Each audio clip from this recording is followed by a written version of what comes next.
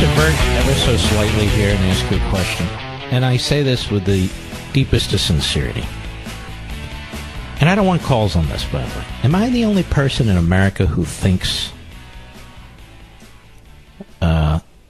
the passing of McCain and the news coverage has gone on a little too long and it's a little too much? Really, you can honor somebody, but this is going on day after day after day after day after day. And I don't say this out of any animus whatsoever, period. Why do some public officials get this kind of treatment, Kennedy, McCain, so, and others get no treatment whatsoever? Probably never even heard of them. They probably weren't on TV as much as, say, McCain or Lindsey Graham and so forth. To me, the heroic part of John McCain has nothing to do with his service in the Senate and everything to do with his service in the United States military. And that's why he's a hero to the American people. What he did in the United States military and what was done to him and his bravery. And we have a gentleman, I just told you, still a member of the House of Representatives by the name of Sam Johnson. Outside of Dallas, Texas, the vast majority of the American people never heard of him. I've had him on the program in the past. And he won't get us sent away like this. So why? And again, I don't want calls. Is it because of his votes against Republicans? Whether it was in immigration or Obamacare or tax cuts under Bush or things of that sort? I'm quite serious about this. In the election of 2008, most of the same voices we're hearing today in the media in the Democrat Party condemned McCain. Some even accused him of being racist. Surprise, surprise, that's what they do. And strongly supported Obama and pushed Obama. He had nasty editorials written about McCain. They would talk about his temper. They would talk about potential infidelity. They just went on and on and on. You and I were the ones who voted for McCain, and we lost badly. And the main reason was we wanted to stop Obama. But is it because McCain didn't have fidelity to conservatism or republicanism, or what is it? It's incredible. We had this for 2 days. These attacks on the president for being cheap, for being low, for being worse, because of the flag not being at half-mast throughout the mourning period. The mourning period, I think, goes through Sunday. Okay, fine. I understand that. That is the criticism. But you don't see the same kind of criticism applied to John McCain or the people who planned his goodbye in slighting Sarah Palin, which really is a mean thing to do. She never said a nasty word about John McCain, even when conservatives were raising questions about what he did and so forth. She never did. When I had her on a couple of months ago on Life, Liberty, and Levin, wouldn't say a negative thing about him. Never did. She was his vice presidential running mate. He picked her. That seems to be a little more relevant to me than the flag flying at half-mast through Sunday. And yet you'll see almost no criticism of this by the same so-called news outlets, the same so-called voices, the same crowd who can't wait to attack Trump. But I'm just saying, it seems a little over the top to me, what's going on. And they're not done. Today is Thursday, right, Rich? So we got Friday, Saturday, Sunday. So that's really a full week. And I want to make abundantly clear, I want to say it again because people like to twist my words and try and destroy our program. And this has nothing to do with animus. It's an observation. Was it because he was a presidential candidate? Is that what Mitt Romney will get? I don't know. But I suspect the media attention is more a result of him breaking with orthodox conservatism or traditional conservatism at key points, in which he was very, very helpful to the Democrat Party and the left, which, of course, we know the media embrace. Just one man's observation. Because today's Thursday, right? You know, in the Jewish faith, not that that matters to non-Jews, I'm just saying the Jewish faith, the tradition is to bury the deceased as soon as possible after the passing, within 24, 48 hours, or the gathering of the immediate family and so forth. You still celebrate the person's life, of course. You still have the deepest memories and love for the person who's deceased.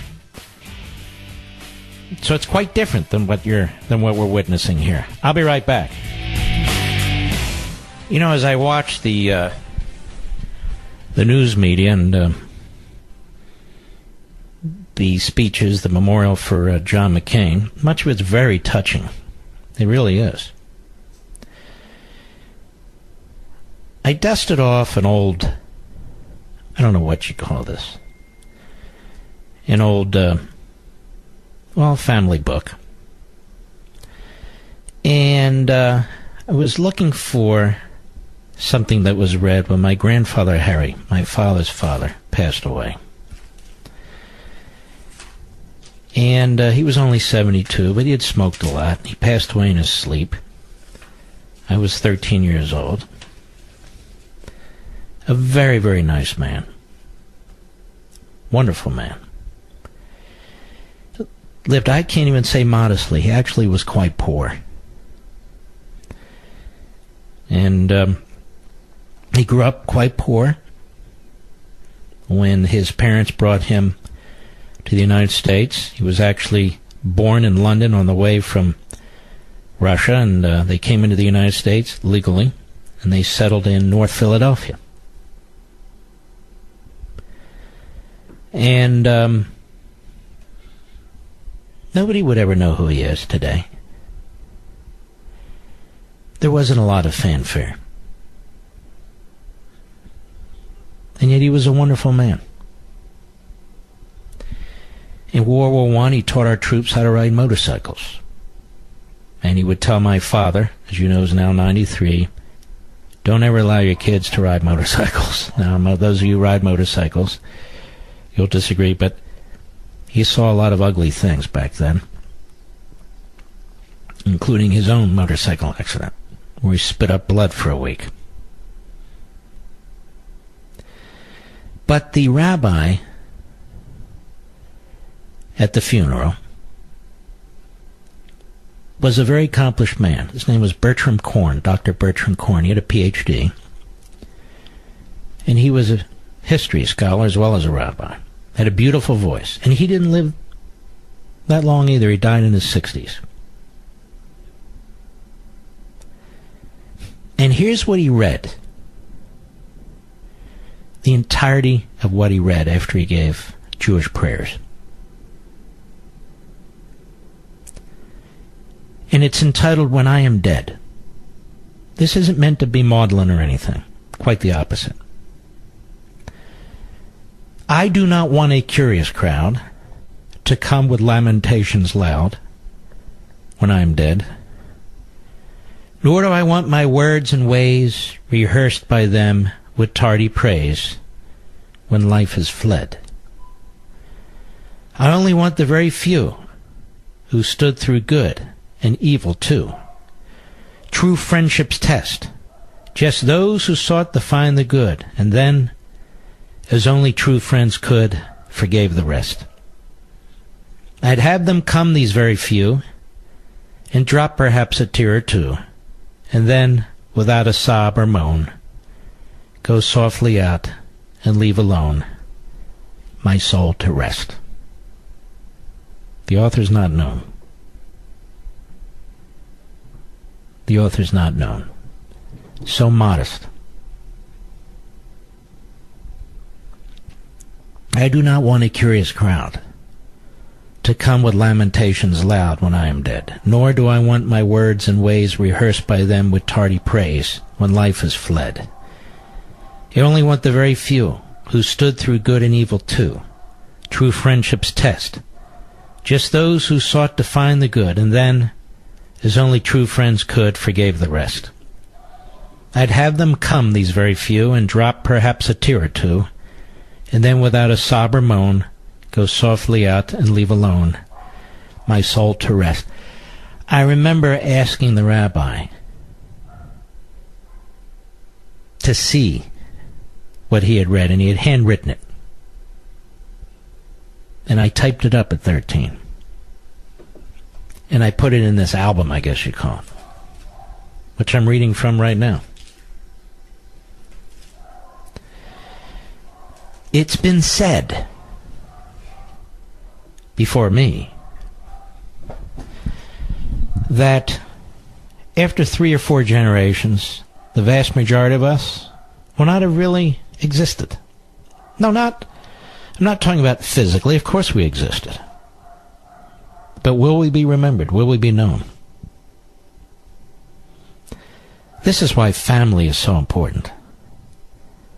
And the family unit is so important. More than government, more than ceremony, more than any of the rest of it.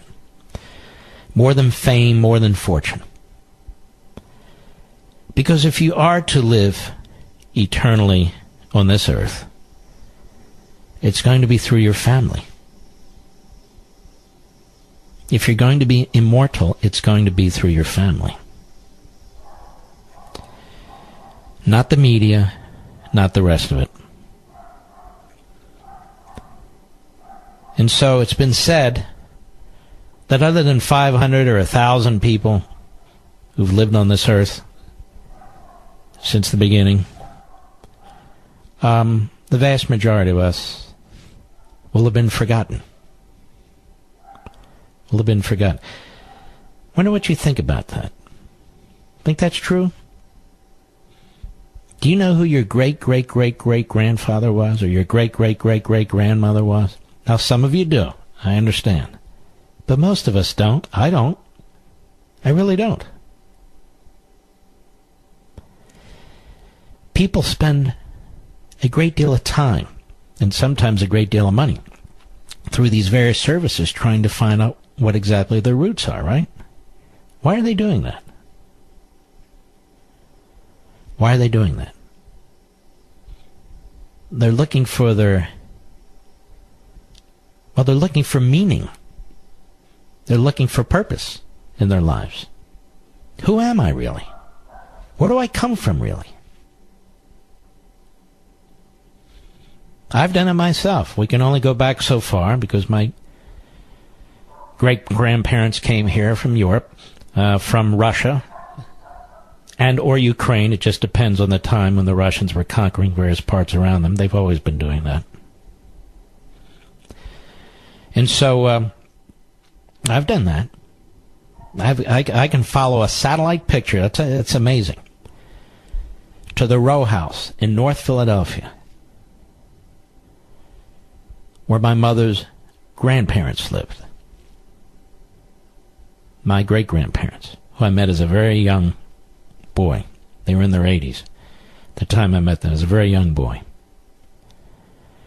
I can track back to some extent my father's side. When I visit my father and mother, and I go into their home, there's a photo there of my father's grandparents.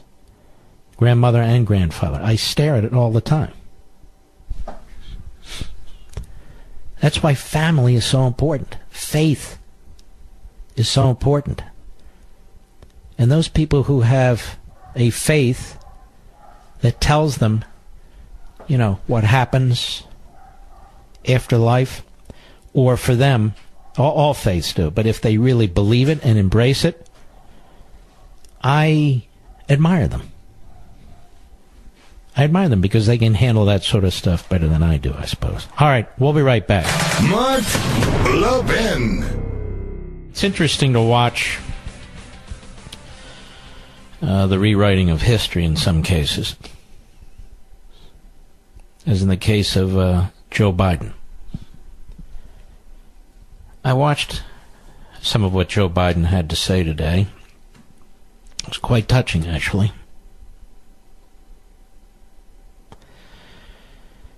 But I remember Joe Biden. The real Joe Biden. I remember what Joe Biden did to Robert Bork. One of the smartest, most unbelievable legal minds this nation has ever known. I saw as Joe Biden led a mob with Ted Kennedy, among others, to try to destroy that man. Not just stop his confirmation, but destroy him. I saw what Joe Biden did to Clarence Thomas. I saw what he did to Clarence Thomas, again, with the mob, Ted Kennedy and the others. Not just stop him, but try and ruin him. Much of the acrimony we have today in this country,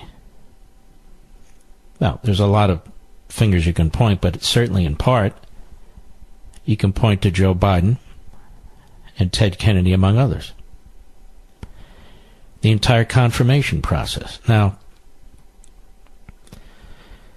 when you're listening to the politicians speak to each other, and then when you're listening to the media speak to each other, and then when you watch this ceremony with John McCain, which is quite touching, and they talk about bipartisanship and unity, and they talk about the different era and so forth. I want you to watch what takes place next week to Judge Kavanaugh. Now, I have no problem with serious questions being asked of a nominee to the United States Supreme Court. I mean, this is it, right? Then they serve for life if they're confirmed. Nobody's talking about that, but that's not what's taking place here. They want to destroy this guy before he even gets to Capitol Hill. They are using every delay tactic they can think of, every smear tactic they can think of. They're joined by the New York Times and CNN and the Washington Post and the rest of the mob. The golden age of journalism, of course. And I want you to watch. And we'll discuss it next week. Because you'll see how so many of these politicians are full of crap. They insist, they demand that you join them in their fundamental transformation of America. Then you will be praised. Then you will be respected. Not in truth, but you understand. But you watch what they do to this Kavanaugh next week, the Democrats and the left, and how they try and take a guy like him and turn him inside out, as they do with so many solid citizens who are conservatives, who also have a right to serve in public office at the request of a president who's duly elected.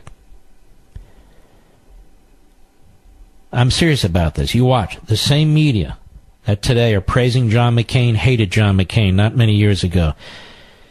But now they love him because they're using him to attack Trump and so forth and so on. But that's what the media are. That's what the politicians are. That's not what goes on in the real world. This Brett Kavanaugh will be viciously attacked. Matter of fact, they're plotting right now, as they're talking about bipartisanship and a bygone era and reaching across the aisle. And by the way, the Republicans are talking about it. The Democrats, they say it, but they have no intention of doing it. These same people, next week, you'll see the fangs growing out of their mouths, the nails growing longer on their hands, the saliva dripping from their chins as they question this Kavanaugh. You'll see that their comments today will prove to be bogus. And it is also amazing, isn't it, when they talk about how our politics is divided. Well, who are the politicians? Who are the people practicing politics? Who are the people or the surrogates for the politicians and so-called reporters for the politicians, right? If we're divided, it's due at least in large part to them. But you wouldn't know it. Now, the president is in Indiana, Evansville, Indiana. A planned rally. And he's going to be at this rally at the same time the procession is moving toward Capitol Hill, where John McCain's remains will lay in state for, I believe, 24 hours. And this isn't even a prediction. This is a fact. You watch how the media use that as an occasion to attack the president. The same media that keep talking about, let us not tribalize, let us not balkanize, let us not this, let us not that. Out of one side of their collective mouths, out of the other side of their collective mouths, they will trash the president for holding a rally. The country can't come to a stop, folks. The people who want to remove the president, they're not stopping. The president is doing what the president must do. He's trying to shore up some of these races and make a difference. That's rational. And he must, and he should. But you mark my word, they'll keep doing the contrast and comparison, the solemn event, and Trump at the rally, and it's just inevitable. And it's pathetic. It's absolutely pathetic.